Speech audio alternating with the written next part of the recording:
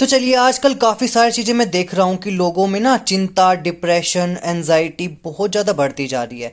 और लोगों को पता भी नहीं रहता ये किस वजह से हो रहा है। कुछ लोग ना इसको नेगेटिव एनर्जी भी मान लेते हैं कि उनके साथ में कुछ नेगेटिव एनर्जी है, या फिर कुछ लोग ना अपनी किस्मत को ही कोसते हैं।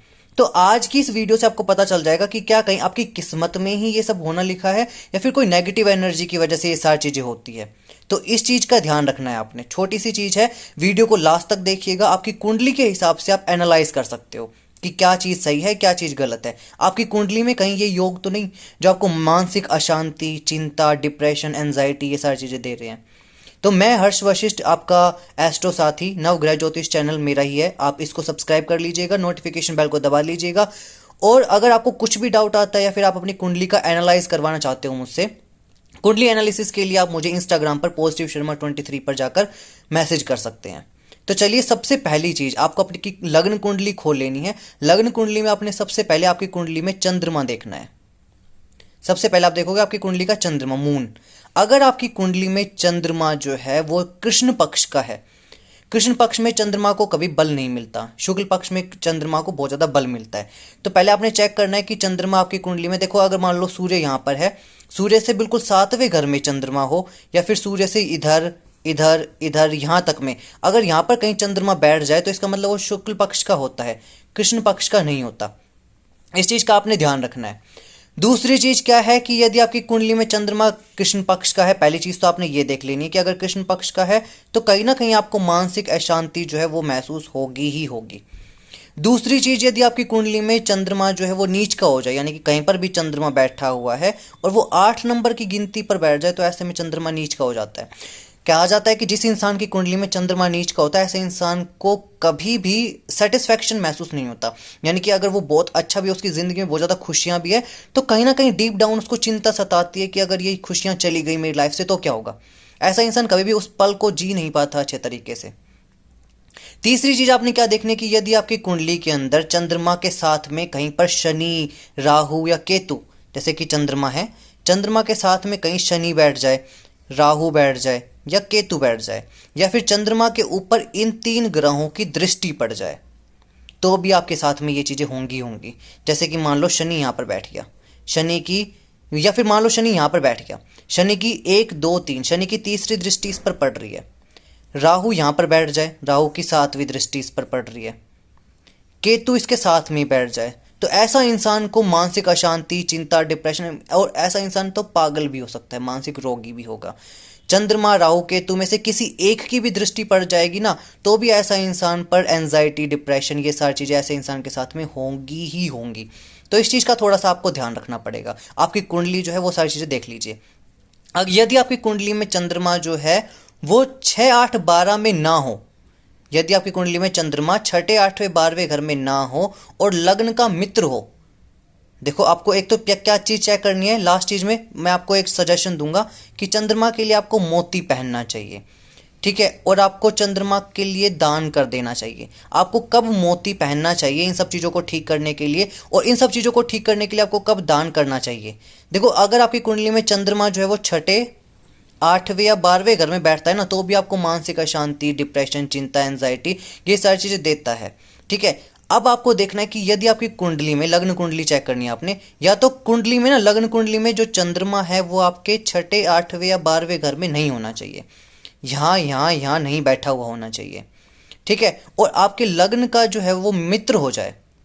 चंद्रमा का मित्र कौन होता है? चंद्रमा का मित्र बुध बन सकता है, ठीक है। चंद्रमा क्योंकि सौम्य प्लेनेट है, बुध बन सकता है, गुरु बन सकता है, शुक्र बन सकता है, ठीक है। आपकी कुंडली के जो ये ग्रह हैं, अगर चंद्रमा के साथ में यहाँ पर लग्न का मित्र कोई बैठ जाए, लग्न का मित्र यदि चंद्रमा हो, जैसे कि लग्न में आपके में बुध है, गुरु है, शुक्र है, ये बैठे हुए हैं, यानी कि वो चंद्रमा के मित्र बन चुके हैं। अब चंद्रमा लग्न का मित्र है, तो ऐसे में आपको मोती जो है वो पहन लेना चाहिए पूर्णिमा के दिन पर, ठीक है। और अगर अदरवाइज अगर ये सारी चीज़ें ना भी हो ना आपकी कुंडली में, कि 6ठे 8वें 12वें घर में कहीं बैठा हुआ हो चंद्रमा, या फिर इसका मित्र भी ना हो, तो आपको चावल का दान कर देना चाहिए। दान की विधि में ऑलरेडी पहले भी बता चुका हूँ क्या होता है दान में।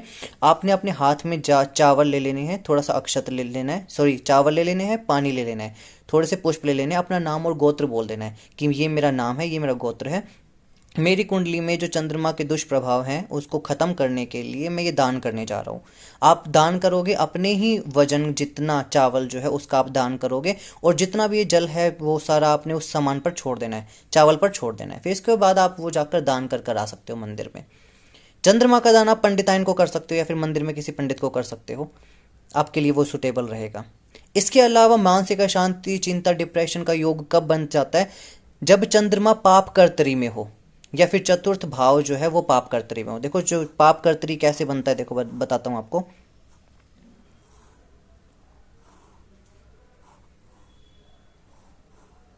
देखिए मान लिया कि चंद्रमा यहां पर बैठा हुआ है। पाप कर्तरी का मतलब कि चंद्रमा से एक घर पहले और एक घर बाद में। ये जैसे कि चंद्रमा से एक घर पहले यहाँ पर कोई क्रूर ग्रह बैठ जाए। क्रूर ग्रह में जैसे कि कौन कौन से? शनि, मंगल, सूर्य, राहु, केतु। यदि ये ग्रह बैठ जाते हैं, जैसे मान लो यहाँ पर मंगल बैठ गया, यहाँ पर बैठ गया शनि, अब चंद्रमा पाप कर्तरी में आ गया, आगे और पीछे जो है वो पाप ग्रह है, तो ऐसे में चंद्रमा जो है वो आपको अच्छा रिजल्ट कभी भी नहीं देगा। आपको चिंता सताएगी, आपको मानसिक रोग होंगे, मानसिक अशांति रहेगी। या फिर आपकी कुंडली का चौथा भाव पाप कर्तरी में आ जाए, यानी कि ये चौथा घर है, चौथे घर से एक घर पहले वाला और एक घर बाद वाला, ये वाला जो घर है, यदि यहाँ पर ये क्रूर ग्रह बैठ जाए, जैसे यहाँ पर राहु बैठ गया, यहाँ पर बैठ जाए मंगल या फिर सूर्य, कोई भी बैठ जाए, पाप कर्तरी पाप ग्रह बैठ जाए, तो फिर आपका चौथा भाव भी जो है वो भी कहीं ना कहीं पाप कर्तरी में आ गया। चौथा भाव क्योंकि हमारे मन का कारक होता है, यानी कि चौथा भाव हमारे माता का कारक होता है, हमारे मन का कारक होता है, तो ऐसे में कभी भी आपको मानसिक शांति नहीं मिलती। चौथा भाव का जो कारक ग्रह होता है वो चंद्रमा भी होता है, तो इसलिए आपको इस चीज़ का थोड़ा सा ध्यान देना पड़ेगा। अब अगर आपकी कुंडली में कहीं पर भी शनि, मैंने अभी बताया था कि कहीं शनि के साथ में चंद्रमा बैठ जाए, राहु के साथ में चंद्रमा बैठ जाए, केतु के साथ में चंद्रमा बैठ जाए, तो आपको ये चीज़ें जो है, ये रोग आपको होंगे ही होंगे, ये चीज़ आपको कहीं ना कहीं सहन करनी पड़ेगी।